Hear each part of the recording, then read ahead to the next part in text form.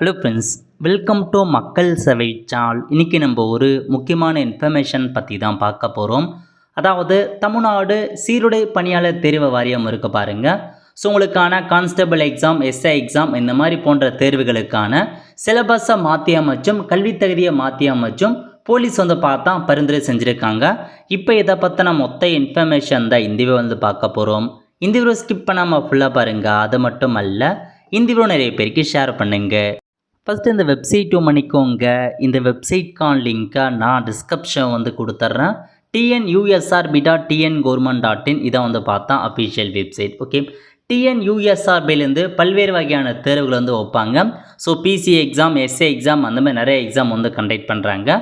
இப்போதைக்கு என்ன சொல்லியிருக்காங்க அப்படின்னு பார்த்தீங்கன்னா, தமிழ்நாடு 5th போலீஸ் கமிஷனை பார்த்தா தமிழக அரசுக்கு போலீஸ் கமிஷன் சார்பை பார்த்தா தெரிவித்து பல்வேறு கோரிக்கையை பார்த்தா வச்சுருக்காங்க.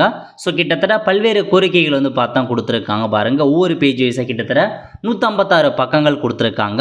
அதாவது போலீஸ் டிபார்ட்மெண்ட் தரப்புலேருந்து 5th கமிஷனாக தமிழக அரசுக்கு ஒரு சில கோரிக்கைகளை முன் வச்சுருக்காங்க. ஸோ இதில் நம்ம பார்க்க போகிறது அந்த எக்ஸாம் பற்றின கோரிக்கை என்ன, அதை மட்டும் பார்க்கலாம். ஸோ மற்ற நீங்கள் செக் பண்ணி பார்த்துக்கோங்க. ஓகே, இல்லை ஆட்சேர்ப்புன்னு இருக்க பாருங்கள். அதில் என்னமான கோரிக்கை வச்சுருக்காங்க அப்படின்னா, கான்ஸ்டபிளருக்கு டிஎஸ்பிக்கு ஒற்றை நுழைவு புள்ளி அறிமுகப்படுத்தலாம் அப்படின்னு மாதிரி அப்டேட் பண்ணியிருக்காங்க. ஸோ அதுக்கடுத்து நம்ம பார்க்க போகிற முக்கியமான இன்ஃபர்மேஷன்ஸ் என்ன அப்படின்னு பார்த்தீங்கன்னா, ஸோ இதில் கொடுத்துருக்காங்க பாருங்கள். ஒரு குறிப்பிட்ட தொகுதியை சேர்ந்த ஆண்கள் மற்றும் பெண்கள் காவல்துறையினருக்கான பொதுவான மூப்பு பட்டியல் ஒற்றை பள்ளி நுழைவு அடிப்படையில் ஆட்சேர்ப்புக்கு பிறகு தயாரிக்கப்படலாம். ரிசர்வேஷன் பற்றி சொல்லியிருக்காங்க. அடுத்த கட்டமாக என்ன சொல்லியிருக்காங்க அப்படின்னா, ஸோ 9வது பாயிண்டில் கொடுத்துருக்காங்க பாருங்கள். தமிழ்நாட்டில் காவல்துறை கான்ஸ்டபிள் பணிக்கான குறைந்தபட்ச கல்வி தகுதி 21ஆம் நூற்றாண்டின் சவால்களை எதிர்கொள்ள +2 நிலை அல்லது அதற்கு சமமான தேர்வில் தேர்ச்சி பெறுவதாகும். அதாவது கான்ஸ்டபிள் பதவி இருக்குது பாருங்கள், அதுக்கு குறைந்தபட்ச கல்வி தகுதியை நீங்கள் +2 நிர்ணயம் செய்யுங்க அப்படின்ற மாதிரி கோரிக்கையை வச்சுருக்காங்க.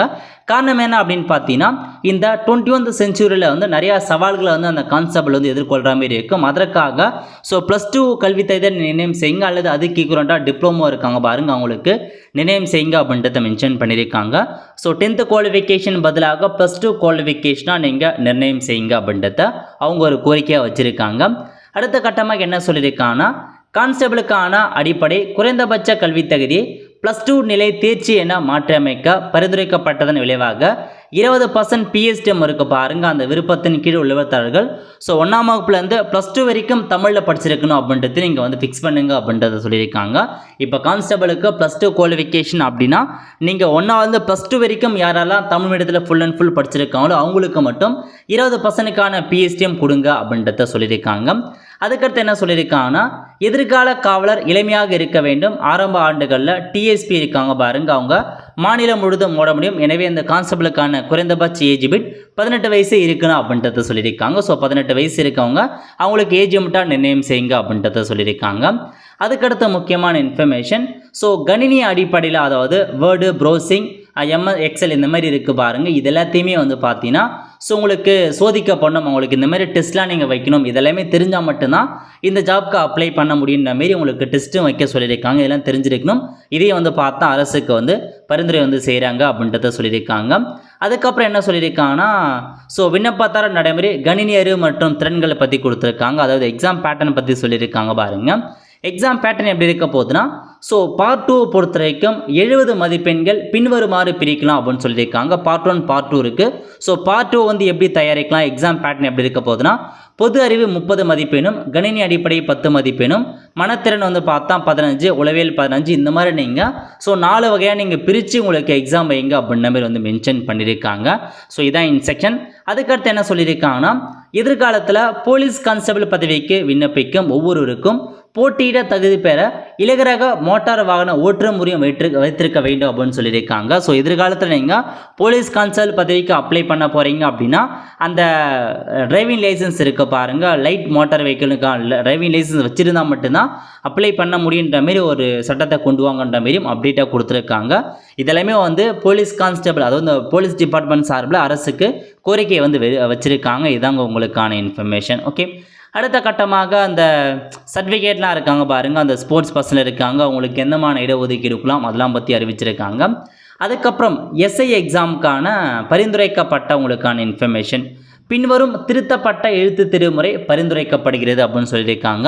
ஸோ எஸ்ஐ எக்ஸாமுக்கு வந்து பார்த்தா பரிந்துரைக்கப்படணும், இந்தமாரி புதிய சிலபஸை வந்து பார்த்தா பரிந்துரைக்கும் அப்படின்னு சொல்லியிருக்காங்க. இதில் முக்கியமான பாயிண்ட் என்ன 17 கொடுத்துருக்காங்க பாருங்கள்.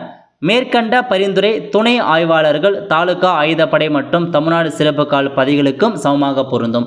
ஸோ மேலே சொன்ன எல்லாமே வந்து எஸ்ஐ இருக்க பாருங்க, அதுக்கும் பொருந்தும் அப்படின்றத சொல்லியிருக்காங்க. ஸோ இது வந்து இந்த டிரைவிங் லைசன்ஸ் எல்லாமே கான்ஸ்டபிள் மட்டுமல்ல, நம்ம எஸ்ஐ இருக்காங்க பாருங்க, அவங்களுக்கும் பொருந்தும் அப்படின்றத சொல்லியிருக்காங்க. ஸோ இப்போ நம்ம எஸ்ஐ எக்ஸாமுக்கான புதிய சிலபஸ் பற்றி கொடுத்துருக்காங்க பாருங்க. திருத்தப்பட்ட எழுத்து தேர்வு முறை வந்து கொடுத்துருக்காங்க. ஸோ ஃபஸ்ட் எப்படி இருக்க போகுதுன்னா, முதற்கட்ட தேர்வு வந்து 3 மணி நேரம் எக்ஸாம் வைங்க அப்படின்னு சொல்லியிருக்காங்க. அதாவது ப்ரிலிம் எக்ஸாமினேஷன் மெயின் எக்ஸாமினேஷன் நீங்கள் பிரித்து எக்ஸாம் வைக்க சொல்லியிருக்காங்க. ப்ரிலிம் எக்ஸாமை பொறுத்த வரைக்கும் பகுதி 1 அந்த தமிழ் மொழி கட்டாய தகுதி தேர்வு வைக்க சொல்லியிருக்காங்க. பகுதி 2 வந்து பொது ஆங்கிலம் அந்தமாரி வந்து கேட்டிருக்காங்க. பகுதி 3 பொது படிப்பு பட்டப்படிப்பு நிலை வந்து கேட்டிருக்காங்க. ஸோ இந்த மாதிரி ப்ரிலிம் எக்ஸாமினேஷனில் 3 பார்ட் 1 பார்ட் 2 பார்ட் 3 பிரித்து எக்ஸாம் வைக்க சொல்லியிருக்காங்க. அதுக்கடுத்து வந்து பார்த்தா மெயின் எக்ஸாமினேஷன் வைங்க, அது கீழே கொடுத்துருக்காங்க பாருங்கள். முதன்மை தேர்வுக்கான எக்ஸாம் பேட்டர்ன் பற்றி கொடுத்துருக்காங்க. முதன்மை தேர்வு எப்படி இருக்க போது அது எல்லாமே உங்களுக்கு வந்து அறிவிச்சிருக்காங்க. நீங்கள் செக் பண்ணி பார்த்துக்கோங்க சிலபஸ் என்ன அப்படின்றத. இதெல்லாமே வந்து திருத்தப்பட்ட சிலபஸாக வந்து ரெக்கமெண்ட் பண்ணியிருக்காங்க. அதுக்கப்புறம் உடல் தகுதி தேர்வு வச்சுருக்காங்க பாருங்கள். உடல் அளவீடுகள், உடல் திறன் மற்றும் உடல் சகிப்புத்தன்மை தேர்வுகளை வந்து எந்த மாற்றமும் பண்ண தேவையில்லை அப்படின்றத சொல்லியிருக்காங்க. எக்ஸாம் பேட்டர்னில் மட்டும் உங்களுக்கு மாற்றத்தை கொண்டு வாங்க அப்படின்றத இதன் மூலமாக அறிவிச்சிருக்காங்க. மதிப்பெண் பற்றி கொடுத்துருக்காங்க. எஸ்ஐக்கான தற்காலிக தேர்வு எப்படி இருக்கும் அப்படின்னா 70 மதிப்பெண், உடல் திறன் தேர்வு 15 மதிப்பெண், வயோ வயசு வந்து 10 மதிப்பெண், சிறப்பு மதிப்பெண் 5, அதன் அடிப்படையில் வைங்க அப்படின்றத சொல்லியிருக்காங்க.